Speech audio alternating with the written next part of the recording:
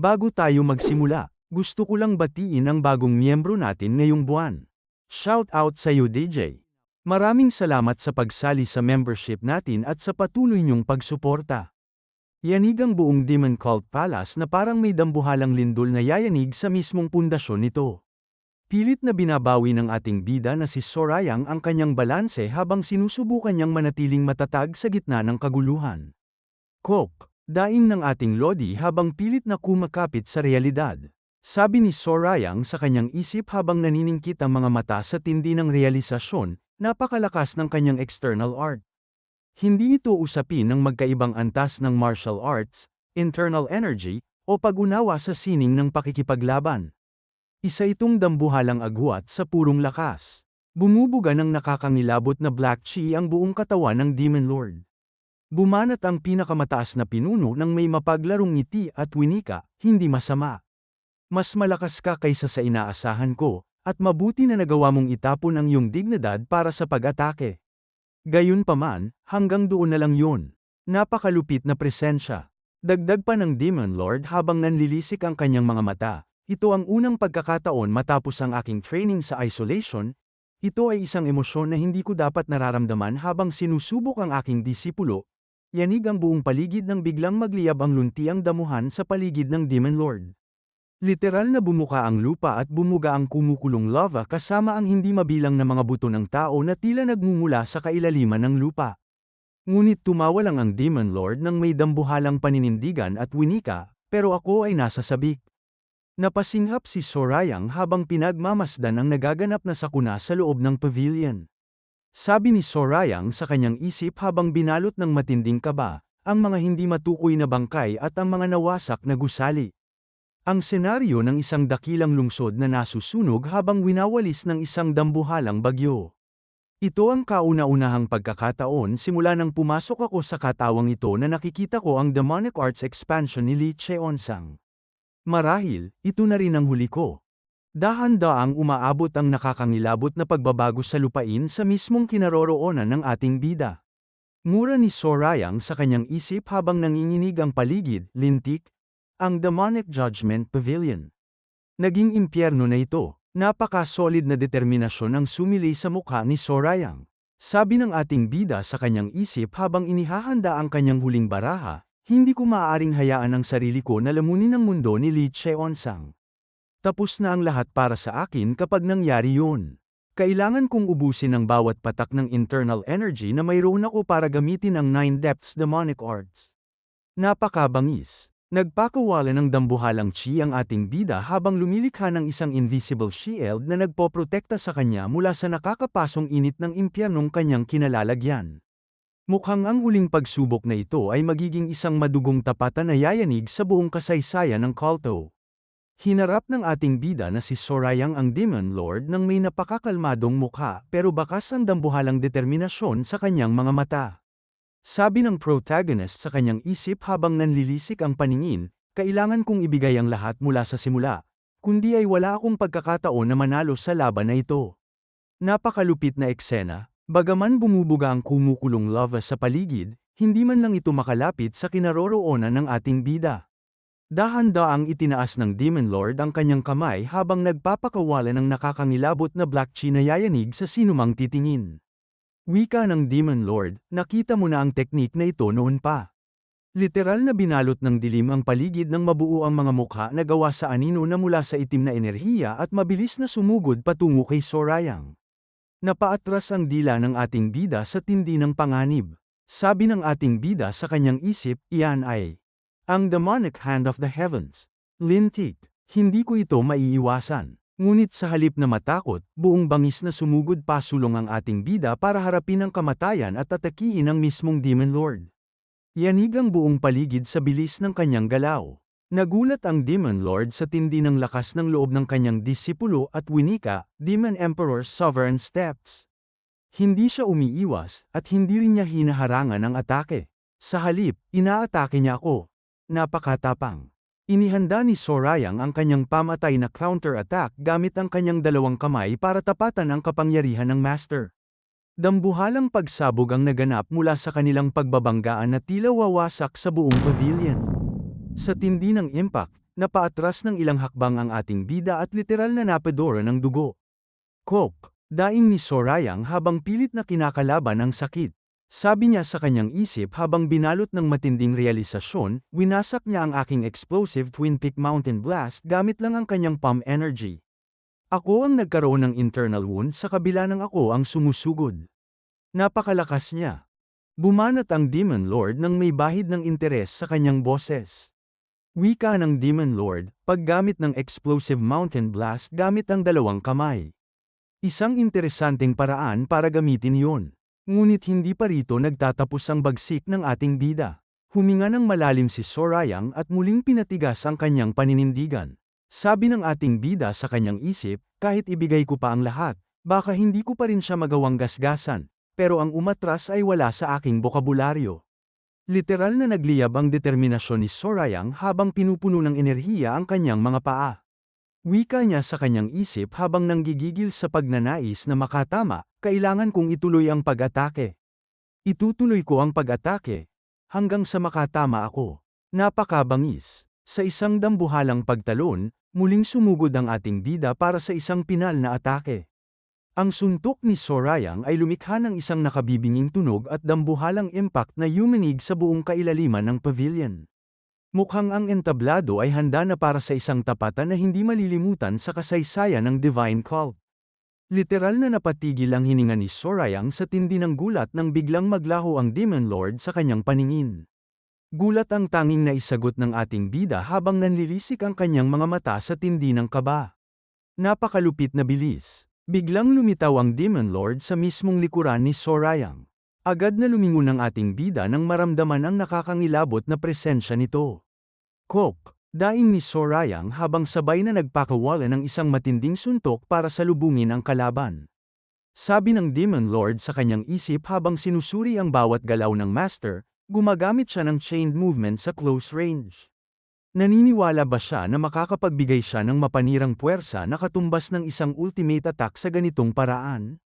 Gayunpaman, ang ganitong karaming galaw ay dapat magdulot ng matinding strain sa kanyang mga kasukasuan.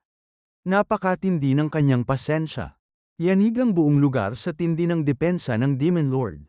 Hinarangan niya ang lahat ng atake ng ating bida gamit ang iisang kamay lang nang parang wala lang ito. Sa isang pikit mata, inalandra ng Demon Lord ang katawan ni Sorayang gamit ang isang suntok sa tiyan. Literal na napadoro ng dugo ang ating bida sa tindi ng impact. Isang mahiwagang liwanag ang semilay sa mukha ng Demon Lord habang pinapanood ang pagbulusok ng kanyang disipulo. Ngunit hindi pa rito nagtatapos ang bagsik ng ating Lodi. Habang bumabagsak, mabilis na itinukod ni Sorayang ang kanyang kamay sa lupa para mabawi ang balanse at bumanat ng isang malupit na counter kick na tumama sa mukha ng Demon Lord. Mabilis na lumayo ang ating bida para kumuha ng distansya. Isang maliit na gallows ang lumitaw sa mukha ng Demon Lord at dahan-daang umagos ang dugo. Ngumisi ang Demon Lord nang may dambuhalang kumpiyansa at winika, "So, lumakas ka na pala ng ganito." Samantala, sa Heavenly Demon Divine Cult Guardians Quarter, literal na nanginginig ang buong paligid sa tindi ng yanig na nagmumula sa labanan. Wika ni Mudam nang may pagkamangha, gaano ba katindi ang kanilang labanan? Bumanat ang Bloodhand Elder nang may matinding pagkilala, kamangha-mangha.